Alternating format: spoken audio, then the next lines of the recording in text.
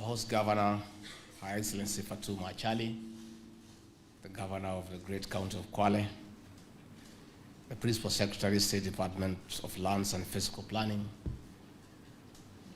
General Nixon Correll, the Chairman of the National Art Commission, Bwana Otachi,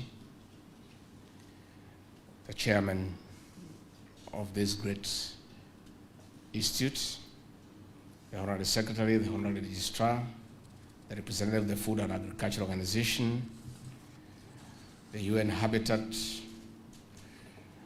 distinguished planners, and members of this distinguished profession, good morning.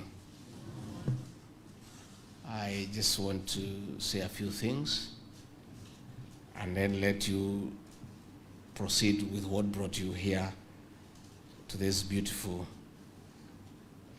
county of Kwale. I'm delighted to join you this morning for the 17th annual convention of the Kenya Institute of Planners. I bring you greetings and warm regards from President William Samoei Ruto, the President of the Republic of Kenya. Kenya is rapidly developing. This convention, therefore, is an opportunity to canvass and align priorities for the planners into the Kenya Kwanza plan as we work in making Kenya a planning society. That is why the theme, integrating the blue, green, and brown agendas, mainstreaming planning in all sectors for attainment of national socio-economic transformation, is very timely. I note that the theme is centered on urbanization and housing, land, natural resources and climate change, economy, trade, and investment. Esteemed planners, the Ruto administration recognizes the crucial role of spatial planning in socio-economic development.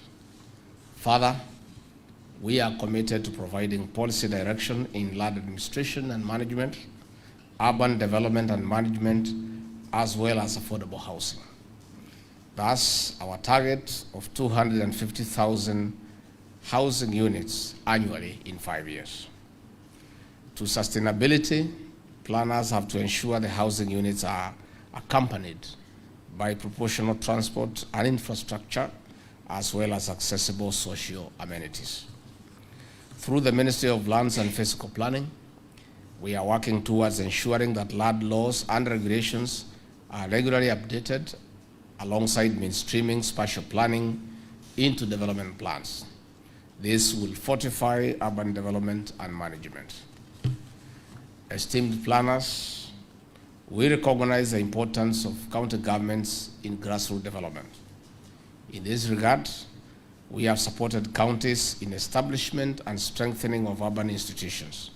As a result, the number of municipalities created in the last 5 years has increased to 59.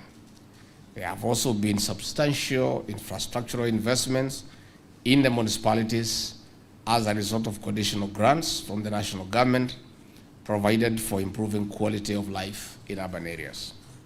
We are also advancing the National Urban Development Fund for sustainable financing of urban areas and cities across our country. Madam Governor, distinguished planners, in a bid to modernize and streamline processes, we'll escalate the scale of the National Land Information and Management System. This expansion will facilitate integrated online application and planning and development at the counties. We are also spearheading digitization and archiving records, and we are fully dedicated to implementing our disaster platform. The success of these endeavors hinges on collaboration among government agencies, private sector stakeholders, and communities. Esteemed planners, it is important, therefore, to address related challenges of environmental sustainability and climate change. For instance, this convention takes place when El Nino is causing havoc across the country. Buildings have been marooned and road networks destroyed. Lives and livelihoods have been lost and others are at risk. This adds to the challenges of collapsing buildings across the country. Between the year 2009 and 2019, at least 87 buildings tumbled down, leaving 200 people dead and over 1,000 injured. The country lost over 2.4 billion Kenya shillings in such losses. Last year alone, 13 houses collapsed in Nairobi metropolitan region. While such unfortunate instances have been linked to rogue contractors, substandard materials, limited or no geotechnical studies, greed, among other factors, the ingredient of proper planning for a safe, secure, and sustainable built environment cannot be gainsaid. Distinguished planners, this conference, therefore, should delve into harmonization of climate financing with planning, building resilient urban communities, sustainable land and resource management, among others. While the immense untapped potential in the blue economy, our administration will work with the Institute of Planners and other partners in addressing challenges in this sector and harnessing of maritime spatial planning for sustainability. In addition, the digital economy presents transformative opportunities for streamlining planning and management of data for informed decisions. On this note, I wish you a productive discussion and declare the 17th Annual Planners Convention officially open. Asanteni sana.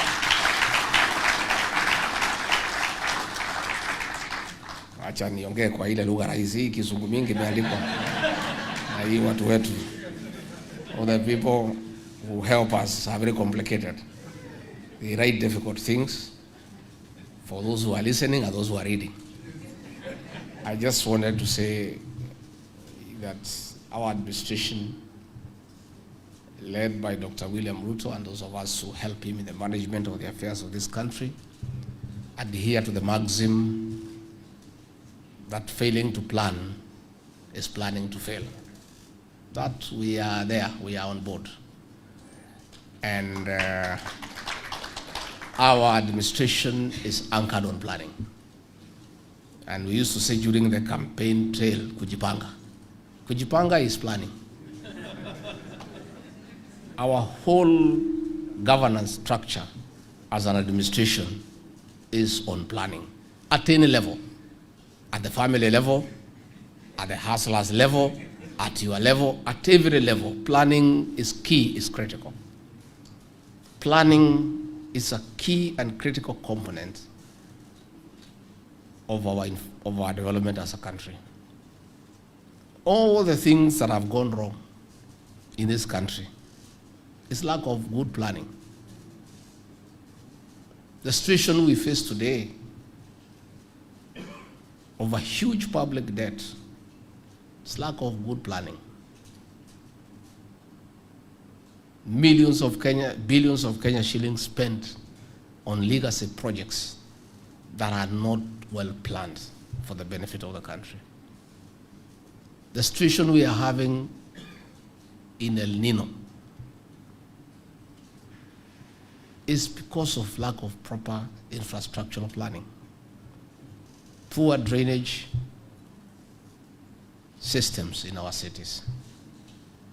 So this convention is being held at the right time. That planning is key.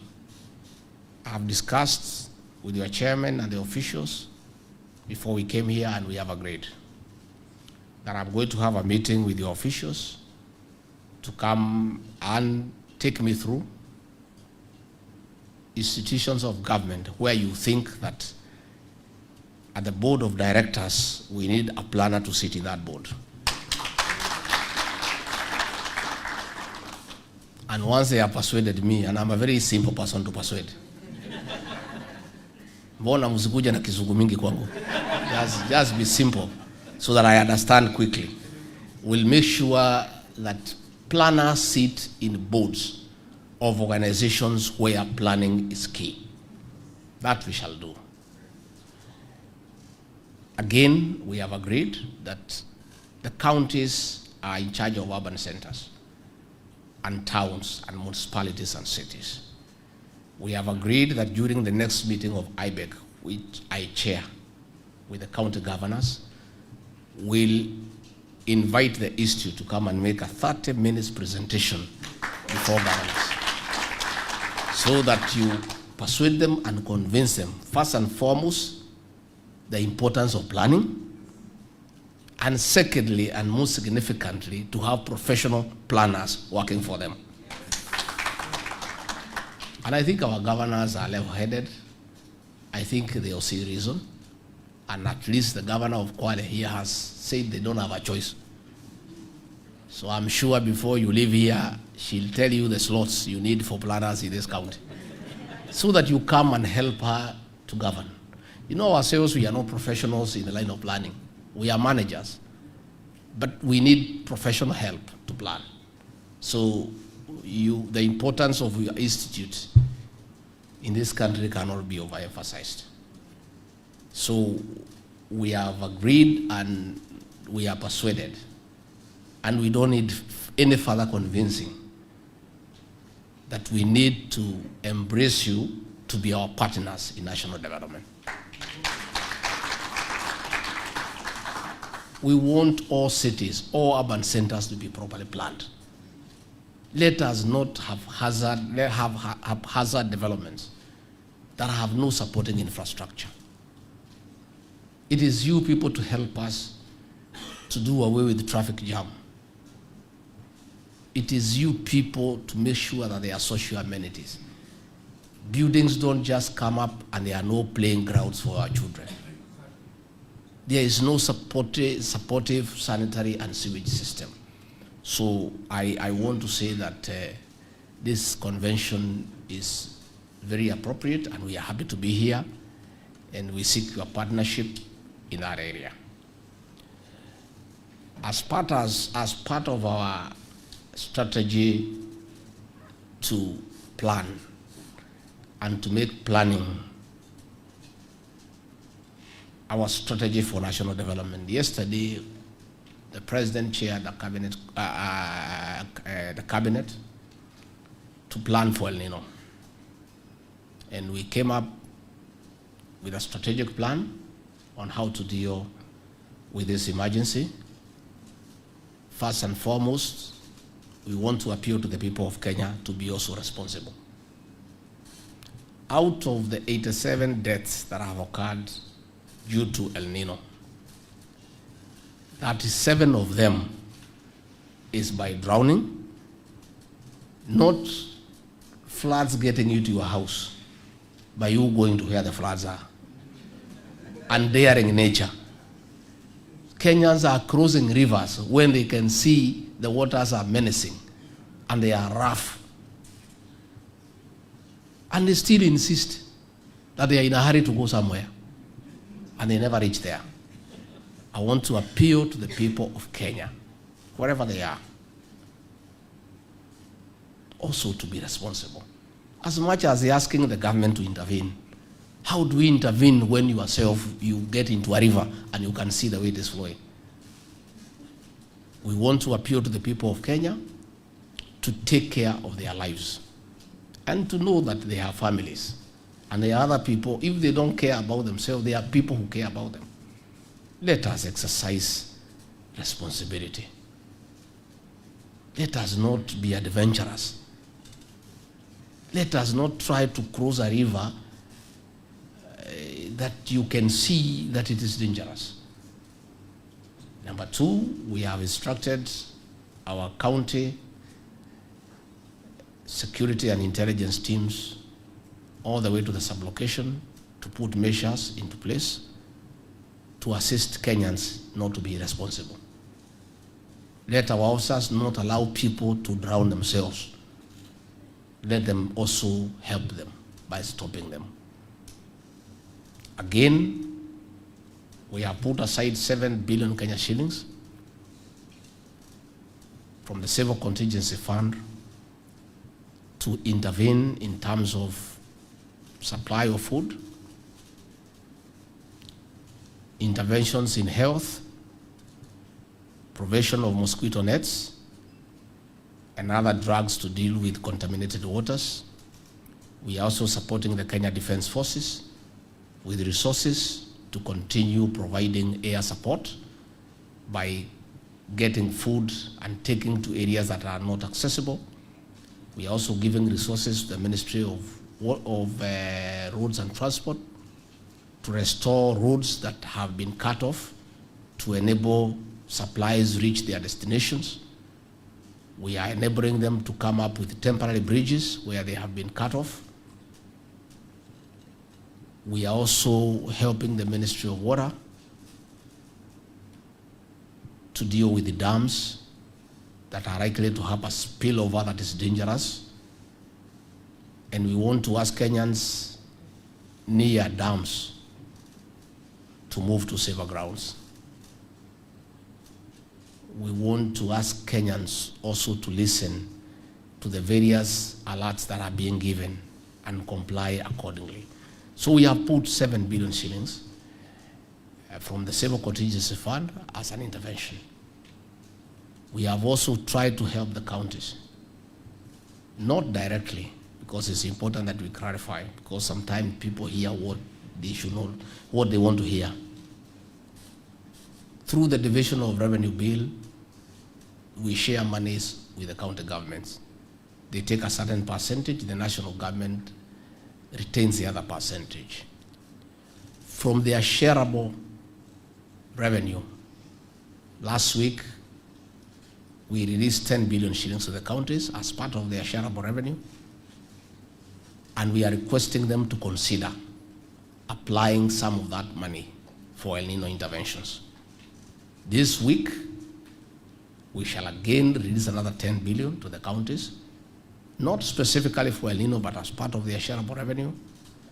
And we are requesting governors to apply their minds and see what they can do with that money, what they can reallocate to save lives. And I want to take this opportunity when I'm in Kwale, not because the governor is here, but because her and her government have intervened proactively for the people of Kwale. She has used funds to save lives, and I'm requesting other governors to follow suit, because it's responsible governance to consider what your people are going through, the resources at your disposal, and make a conscious decision to apply some of that money to save lives and livelihoods, and other things can wait when things get better. And that is an appeal we continue making. Again, I want to ask the county governments to continue unblocking drainage systems. And I again want to thank the governor of Kwale, the governor of Nairobi, the governor of Uasin Gishu, the governor of Nakuru. They did a fantastic job. And that is why you see Nairobi, despite the ravaging floods, we are not having a situation that is unbearable.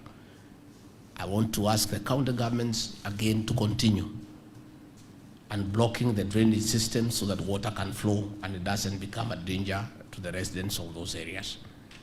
So we have sat down yesterday to plan, and we ask the cooperation of everybody so that we can save lives and livelihoods, and we can be able to go through this difficult phase of El Nino without loss of life and without too much damage to property.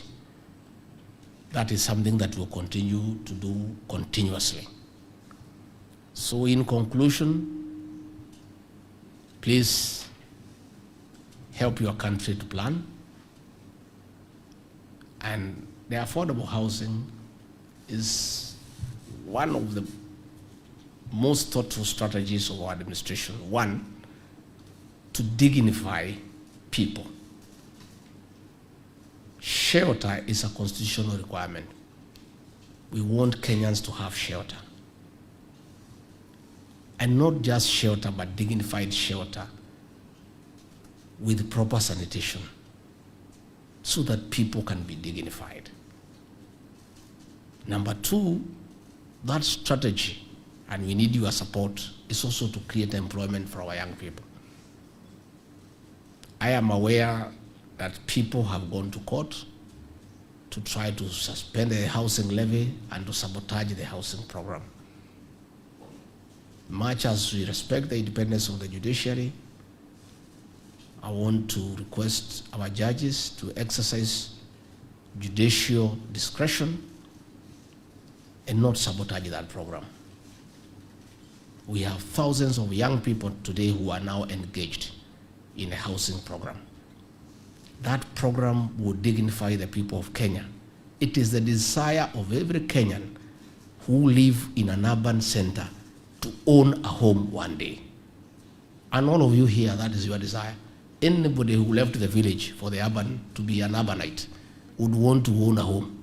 Nobody wants to continue paying rent. That program enables Kenyans to own a home in an affordable manner. I appeal to our judicial officers not to allow themselves to sabotage that program. It's a good program. Already we have many young men and women who are working on these construction sites. The Governor Kwale here has said what they are looking forward to, and it's a good program. We want to ask the planners to support that program.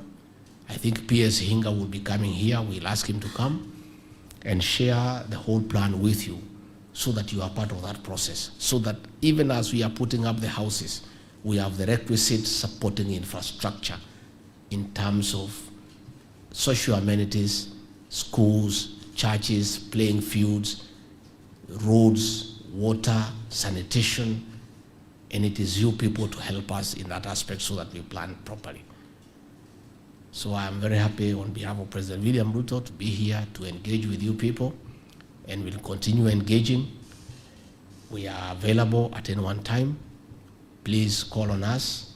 You are partners in planning so that we all work together and we make Kenya a better country, and we make this country a country of good planning so that we can realize the fruits of planning. And as we have agreed, we'll get you involved in all aspects of planning so that we are able to make progress together. Kwa hivyo nimeshukuru sana sana sana, na kwa hayo mengi, please enjoy your stay here in Kwale. I'm sure the governor is very happy you leave some money behind here. Please don't go back with the money to Nairobi. Ile yote mmekuja nayo mtumie hapa, na mkirudi Christmas iko karibu murudi. You can book the hotels here, mkuja hapa. There are white beaches and it's a beautiful place to be in. Mutebe hapa na mujienjoy, lakini mfanye ile kazi bilete nyinyi hapa, even as you enjoy. Muko na kibarua ya kupanga mambo ya mipango so that we have a good country. Asanteni sana. May God bless you and bless you abundantly. Thank you.